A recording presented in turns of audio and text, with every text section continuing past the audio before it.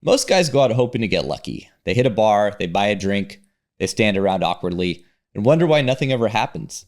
But if you know what you're doing, the right places to stand, the right things to say, the right way to move, a bar becomes one of the easiest places to meet women. In this episode, I'm going to show you how to run bar game like a system, from your first lap around the venue to isolating her and setting up for the pull. If you want to bring her home that night, there's a lot of girls that go out that are into that. I'll break down the exact mistakes most guys make, how to fix them, how to approach in a way that's playful, confident, and not creepy. Whether you're hitting up a dive bar, a cocktail lounge, or something in between, this episode is going to give you a full playbook, plus the exact bar game protocol I teach inside the IC community. So let's get into it. You're listening to the Inner Confidence Podcast. My name is Robbie Kramer. I've been a coach since 2007, and I've helped countless men rapidly achieve all of their social and dating goals. My mission is simple: to help you position yourself to meet stunning women and make awesome friends en route to becoming the most confident and attractive version you can possibly be. I'm absolutely obsessed with giving you the most leveraged ways possible to win the game, so stick around, let's go. We're going to talk everything related to meeting women in social situations, and the vast majority of these situations occur at night, which is why most people refer to it as night game. And by social situations, I mean any venue or event where it's socially acceptable and encouraged to talk to strangers. So, real quick, our sponsor, New Brew. I'm getting cotton mouth here, so I'm going to have some of this. This is some of my favorite cocktails. Oh, there's no alcohol. It's euphoric seltzer. It's got kratom leaf and kava root. So you feel good and you don't feel the hangover. So in the last episode, we covered day game, which is basically the term that the dating community uses to describe meeting women in non-social environments like coffee shops, subway, public transportation, walking down the street, etc. Before we dive deeper into clubs and bars, let's talk about something that confuses a lot of guys, and that's festivals and concerts. Are they night game? Are they day game? Well, it depends. Festivals like Coachella or Burning Man are essentially just massive outdoor bars. There's music, there's movement, there's social hubs and chill spaces where verbal game thrives. These are bar-style environments where it's encouraged to socialize and socially acceptable to talk to strangers. On the flip side, concerts, especially loud EDM shows or packed arenas, are more like clubs. The music's too loud to talk, and your game becomes entirely nonverbal. It's eye contact, proximity, touch, vibe. So here's the rule. If you can talk, it's bar game. If you can't hear each other, it's club game. If you can talk, but it's not socially acceptable to approach, it's day game. This simple distinction tells you which tools to use and what kind of game to run. So let's get into bar stuff first. You know, you're run-of-the-mill, going out Thursday, Friday, Saturday night to meet women at the bars.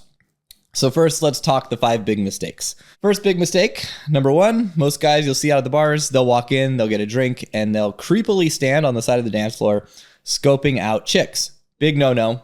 They'll hesitate to approach, they'll wait until it's too late, aka wait until they're drunk, because they're waiting for liquid courage to kick in. Another big mistake guys make is they try to have logical conversations that bore the crap out of girls, bombing her with interview-style questions like Walter Cronkite, and failing to make any sort of fun, physical connection or banter. Try having a logical conversation in a bar, club, or party environment. It's just boring and it sucks. Guys will offer to buy drinks, and the second they meet a woman, it's in an effort to just kind of buy her time. And this is never the reason to buy a girl a drink. You buy her a drink after you have some attraction from her, or you've connected with her, and it's time to get one for yourself anyways, and you're drinking anyways. So you're going to buy her one too. Not positioning yourself properly to establish a physical connection. That's a big mistake. Guys will walk in, they'll be talking to a girl, they'll be standing a little bit too far from her to make it easy for touch to happen. If a girl likes you, she's going to touch you on the arm, she's going to laugh at your jokes, and she's going to be comfortable kind of exposing her torso to you. If she's talking to you like this, so you know she's probably not into you. Some guys are comfortable touching women right away, others don't touch at all until the woman does. That either way works, but you must be positioned correctly for either to happen. Failing to isolate, which is the only way you can pull her that night, big mistake. Spending too much time talking to girls and their friends, not enough time one-on-one. The last mistake is failing to shift gears in conversation. Spending the whole time either just joking or goofing around when it's clear that it's time to shift into a more getting to know her vibe, or going way too quickly into the getting to know her vibe. Both are mistakes. So next, I want to talk first about venues and a couple key points, things to be aware of. For those of you who have partied with me in LA or spent time with me, you've certainly experienced these two places. My two favorite bars in LA are the Bungalow in Santa Monica and Laurel Hardware in West Hollywood. And what makes them awesome is they have multiple spots within them that allow for awesome game to be run, fun to be had. They've got outside patios, they've got booths, they've got little nooks and loungy crannies and laid back types of parts of the bar. They usually have music that's loud enough to create a fun environment, but it's not so loud that you can't hold a conversation with a small group of people. You can also eat dinner at both these places, and the vibe changes from like a dinner vibe to more of a fun party vibe between 10 and 11 p.m. If you have a table of 4, you guys can all hear each other pretty well. This is the optimal venue for both meeting women and creating enough of a connection to try and pull her that night. So you should find the bars in your area that are similar to these examples, because odds are the people that you want to meet are already going there. And my favorite part about meeting women at these sorts of bars is there's always a chance to score the same night. And there's a lot of women that are going out hoping for that to happen too. I love these places. Conversation skills win out at the end of the day. If you have solid conversation skills, which is for me anyways, the biggest part of my game that I've been working on since day one, since 2005, married now, so not so much anymore. Now I'm kind of boring, but I do really well in these environments. And if you're not, if you don't have a huge crew of hot girls to roll with, if you're not a tall, really attractive guy, conversation skills are the great equalizer. So you can do a lot more damage in a place like this if you're lacking in some of the other areas. Another example I want to mention is a dive bar, a sports bar. Dive bars or sports bars don't present all the options that a place like Bungalow does with multiple bars and nooks and crannies. There's no spots to venue change, just a long bar. There's typically no pool tables or anything. Well, maybe a sports bar, but I'm talking a dive bar now. People just stand there, or they sit at the bar and they drink. And maybe they have some fun little games like pool or darts, which are great too, but they don't really have a loungy vibe. They have more of a let's get fucked up and drink vibe and let's watch the game vibe. And typically, if I meet a woman in a place like this, there's not a lot of room to venue change within the venue like you can at Bungalow or Laurel. But the good thing about dive bars is the women you find there are typically more down to party that night. You're not going to bump into the entitled women with expensive taste because they would never be caught dead in a dive bar or sports bar like that. Like my wife, she hates those places. I can't even get her to go there. So if I meet a chick at not saying she's entitled, but she's not going to, she's Ukrainian. She's like, I will go to this crap. So if I meet a chick at a standard bar, I will focus on moving her out of that bar as soon as I can. Most places in New York are smaller. So if you're there, that's going to be more of the type of place in this kind of description, or smaller bars in little cities. The kind of like strip of bars in Scottsdale, for example, are huge. And those are synonymous with a place like the Bungalow or Laurel Hardware. Later on in the episode, I'm going to give you a model for taking girls home from bars. Let's define what clubs are for the purpose of running optimal game. Clubs are a ton of fun if you're willing to throw down for bottle service and you're in a major market like LA, Vegas, Miami, New York City, Paris, London, Milan. Or Dubai, if you're in a smaller city that doesn't have a modeling industry, you're probably better off avoiding most clubs because they're lame, hard to operate in, unless you're really tall, good-looking Chad. The clubs I'm talking about are designed specifically for bottle service. If you walk into a place like Rasputin in LA or in Paris, there's a small bar at the front. No one cool is ever at the bar.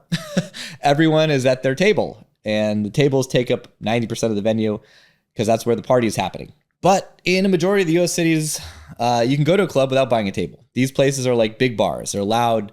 You'll have a dance floor. You'll typically see big groups of girls in bachelorette parties and big groups of guys. The San Diego Gaslamp Quarter is littered with these places. I think they suck and they're ghetto and they're very hard to operate out of because you can't run verbal game and girls come in big groups, making it harder to isolate and pull. So for the purpose of this conversation, consider anything that's not a pure bar and not a pure bottle service club a hybrid. And the reason why these kinds of hybrid models exist in smaller markets is because they don't have big enough spenders to support a bottle service only venue. And in a city like New York or Paris, you have enough guys, you have enough promoters, you have a fashion, entertainment, modeling industry where you can have a place that's going to be a minimum of a couple $1,000s per table. But there's not a lot of guys who can afford that in a night out in a place like Scottsdale, even though there's a lot of money there. It just doesn't have a big enough market. So the best way to utilize these clubs that I'm talking about in these major metropolitans and cities is to bring hot girls with you.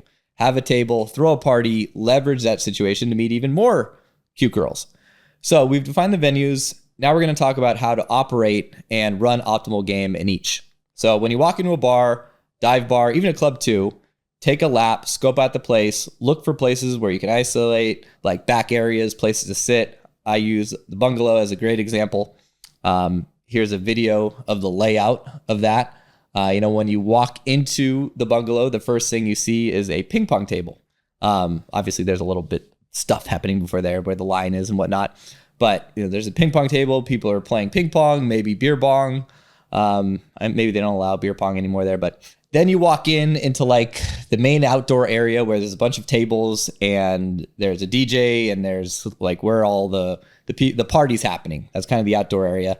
And then there's also a bar in the back of that outdoor area. Then when you walk to the right inside, there's another room that's almost the same size as that giant outdoor area. Two rooms. One's got a bunch of couches. There's a big bar in there. There's another room with a bar and more seating. It's a little bit more loungy. You can hear, you can talk. There's music, but it's not as loud, obviously. And then if you walk even further back, there's a hidden area that a lot of people don't even know about. There's a fire pit back there. There's a small little bar that services the area. There's a long table that you can order food at. There's a makeout spot behind a bush. There's a billiards room, and that kind of makeout spot is really cool. It's just like basically designed as a makeout spot. So if you know your way around a bar like this, there's so many opportunities to move girls around, change the energy, isolate, escalate things physically. And if you're going out with the intention of pulling, you need to know those things. So do your homework. It's great to go to bars and get to know the staff, get to know the door guys, the bartenders. I always learn the bouncer's name. I write it down in a note on my phone. Anytime a bartender serves me, I shake his hand, her hand, I get his or her name. I write that down in a note with a description of what they look like. If it's a slow time, I'll shoot the shit with them for a little bit. I'll try to make quick connections so they remember my face. If it's busy, I'm not going to waste their time. But the next time I see them, I'll address them by their first name. I'll shake their hand. I'll say, hey, Andrew, how's it going? Good to see you again. And, I'll establish that I'm cool. I'm on a first name basis. And I can't tell you how many times I've been able to skip the lines and get free drinks just for being cool and remembering people's names. Body language wise, whenever you're in a venue, regardless, take up space, find the best real estate. Don't go sharking around the venue like a predator looking for prey. Be relaxed. Don't try to look all alpha and tough and mad dogging people. Also, don't be meek and worried or scared. For guys that haven't spent a lot of time at the bars, it's going to be a new experience. It was funny when I was out with my little brother, way back in the day when he was 18. We stuck him into a bar and he was like, hey, can you order for me? I don't know what to do. And I forget that I used to experience that too. Like when I was first turned 21 and I started going to bars, the thought of just like ordering a drink or finding a place to sit or stand at the bar was a little bit intimidating. So by spending some time at these places and getting comfortable in that situation, your body language and vibe will kind of improve unconsciously over time. Now I'm going to give you a formula for pulling women from the bars to your bedroom, your after party. And even if you don't pull, it's the best way to make the most connections as possible to maximize your evening if the intention is to meet women. So it's a template you can follow to optimize your time in a bar. I want to tell you a quick story that illustrates it. So I was out in London and I was out with two clients. And I had one other client who was back at the hotel room who didn't want to come out because he was being a fuddy-duddy. We weren't doing any specific infield coaching that night. We were just partying together. It was kind of like the last night. We got a good recommendation of a bar in Piccadilly Circus that attracts a lot of tourists. It's a tourist part of town. So we went in this place, me and these two guys. We took a quick lap. We assessed the venue. We looked for the cool little spots. We found the best little corner of the bar area, kind of between like the bar and the bathroom. It wasn't anything super cool like the bungalow, just a normal bar with a couple extra rooms, more of a chill vibe. We posted up and grabbed some drinks, and it's important to find a spot where you can make eye contact with girls because it's the easiest way to open. One of the only ways to open, really. I mean, obviously you can just walk up and say your shot, shoot your shot, but like get the eye contact first. It's so much more powerful. And you can get a little eye contact that goes a long way. So I noticed a girl checking me out pretty close, like right away. And the first time I caught her looking at me, she looked away really fast. Didn't have a chance to even show any sort of expression. And then, 30 seconds later, I looked over again and I caught her checking me out again quickly. She looked away like she was obviously nervous.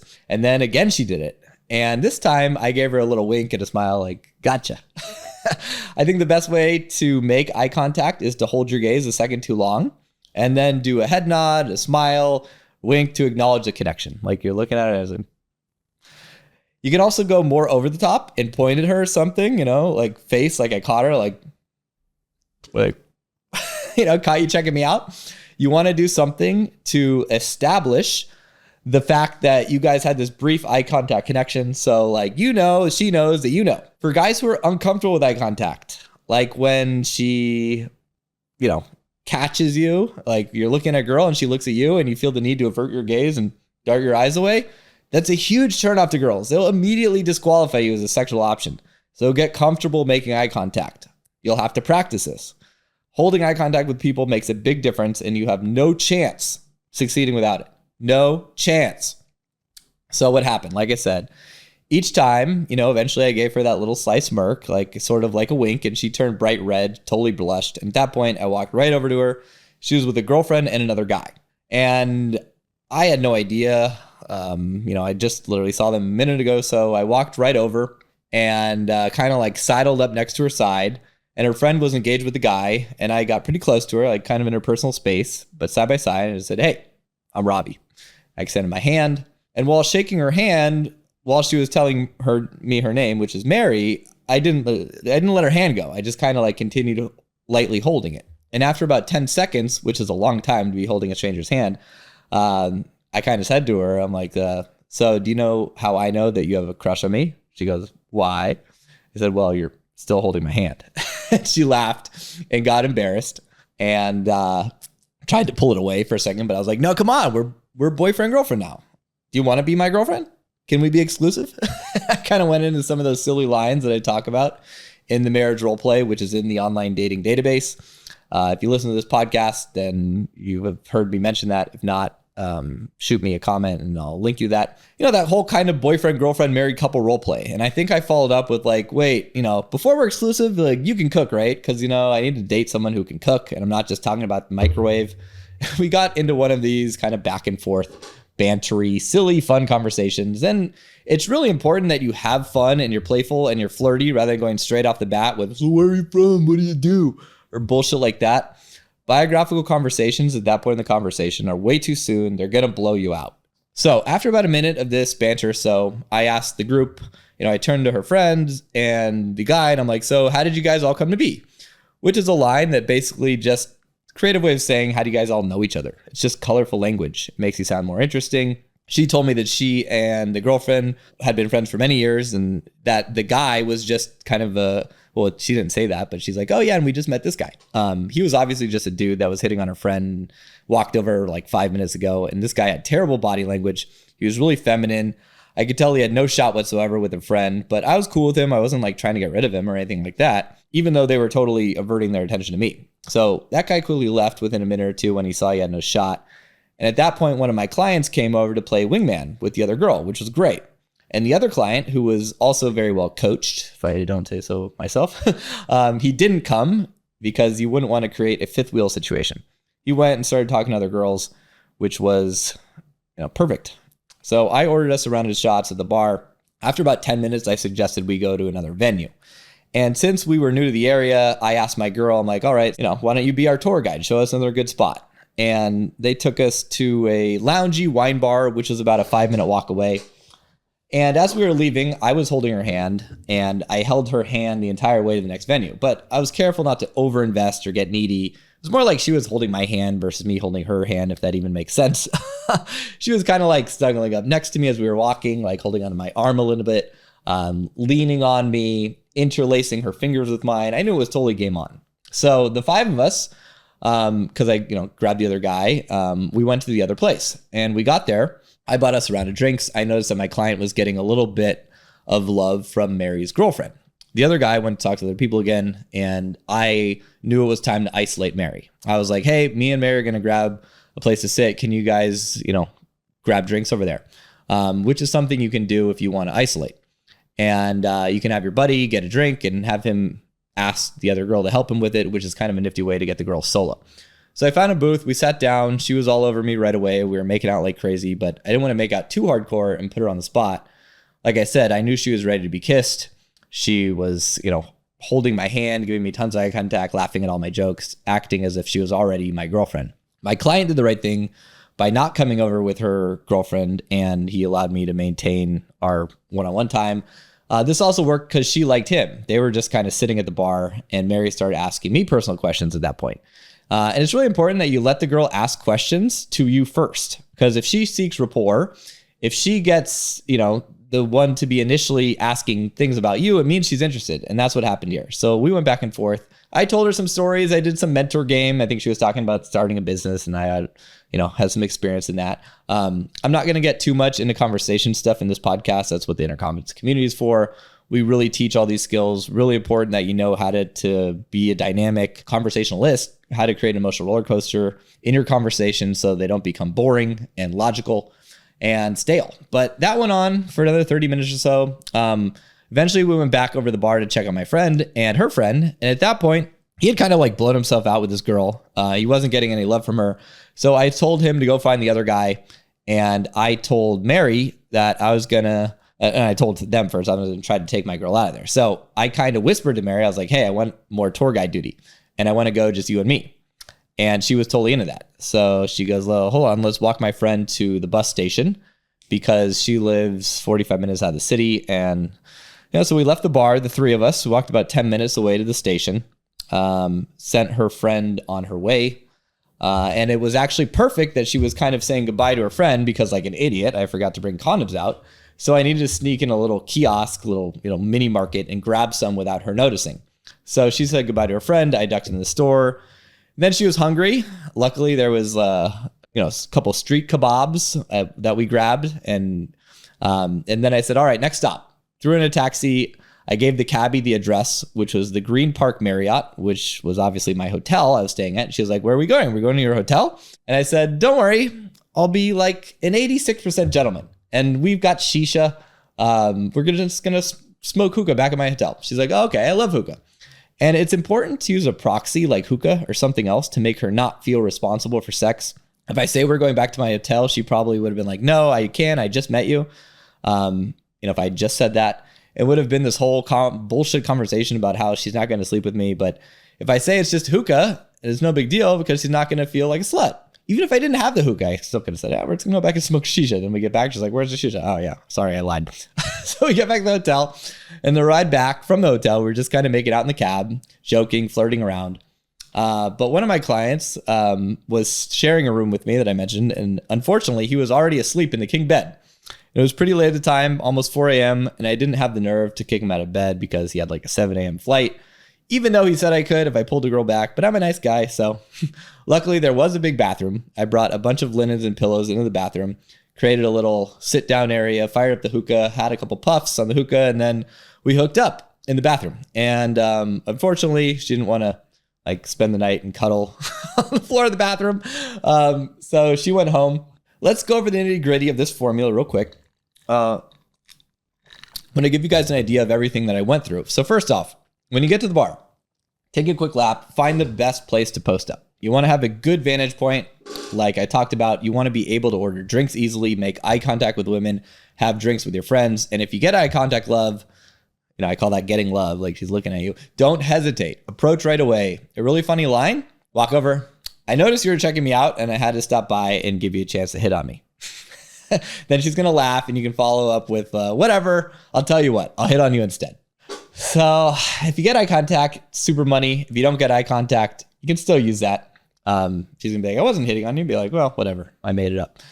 You can walk over with any other standard play-by-play opening lines you guys have heard me talk about, or you can find those on the site. Just go chat her up. Usually she's going to be out with her friends. And after the opening line, keep the conversation playful. Don't ask for any sort of biographical questions. This is a huge mistake guys make. I can't emphasize this enough. Don't ask her biographical questions until she asks you.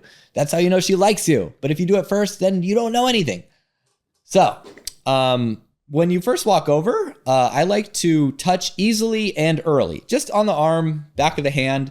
Nothing sexual. Stand side by side with her so you can naturally touch her just like you would touch a friend. No sexual touching. It's creepy to keep touching her if she's not touching you. Remember to give what you're getting. Keep the investment close to 50-50. If you can't think of anything besides biographical, boring questions, it means you just don't have any practice. You haven't put enough time and practice in. You haven't approached enough. And ways you can avoid that is you can tell stories. You can make observations about your surroundings. You can talk about annoying people in the venue, the line outside, what people are drinking. Just don't ask her personal questions until she asks you first. Make sure to introduce yourself to her friends. Ask them all how they came to be. Be normal, be cool. Don't be the guy who's clearly focused on getting laid and ignoring everybody else. I'll see guys walk in, hit on a girl, and just completely ignore their friends, especially if there's guys in the group. This is going to not work. If you walk up and you hit on a girl and you don't acknowledge the dude that's with her, he's going to cock block you 99 out of 100 times.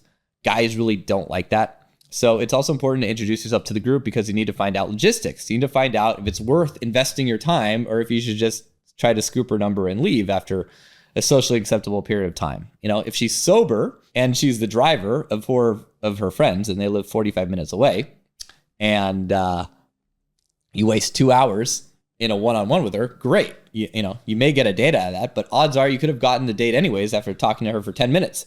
You could have gotten 5 other numbers in that time you blew. And every night you're out is an investment of your time, your money. Those are your resources. So make the most of it. If she's not in a situation where the logistics are good and she's down to party, like if she's clearly drinking and having fun, her friends don't seem like cock blocks or mother hens, then continue on. And at this point, you want to isolate her. And you do that by either inviting the whole group over to the bar where your group is, and you can kind of merge the groups together, and that'll get you some one-on-one time. Or you could tell the group to be like, hey, I'm kidnapping your friend to the bar for a drink. Don't worry, I'll deliver the package safely back to you within 5 minutes. It's a great way to test for attraction there. If she's not willing to isolate with you, either she's not into you or she's not candidate to go home that night. So, perfect example.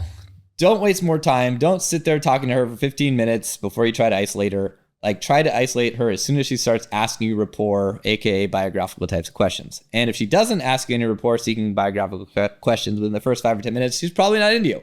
There's no way you can. I mean, sometimes you can banter and be playful for a long enough time where that doesn't come up, but eventually it will. And if she doesn't ask you first, just tell her like, hey, I'm going to go grab a drink. I'll come back and annoy you later. And at that point, you can use that to build attraction. Walking away, leaving on a high note. She's going to think, whoa, that guy was kind of fun, super playful. Why'd he leave? And she's going to start thinking about you. She might be looking at you. She might try to reopen you later. Or if you come back later, odds are she's going to be more into you and you can kind of restart from there. And if she's not willing to leave her friends, like I said, don't be the pushy guy or you're going to blow yourself out for later on. If you can isolate her, take her to a couple different spots within the venue. If you're at a place like Bungalow, you can take her to the back bar. You can take her to the makeout spot. Touch her as if she's already your girlfriend. The second I walk away to isolate her, I'll reach back and I'll kind of like motion for her hand.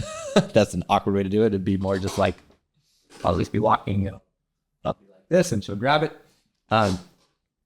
And I'll see if she holds on to it. If she does, she's into it. I'll take her around. A lot of times I might even just take her to a different bar. If she doesn't take my hand, that's not the best sign, but not a big deal. She's still willing to go with me. So I'll be like, show me a good bar in the area, or I got to take you to this place next door. Don't worry, I'll bring you right back to your friend in 10 minutes. If she's willing to leave, then she doesn't really care about her friends. Just don't make her responsible for sex, like I said. And I really want to emphasize the point of not being too pushy. So Mary, in my story earlier, she was giving me the green light at all points.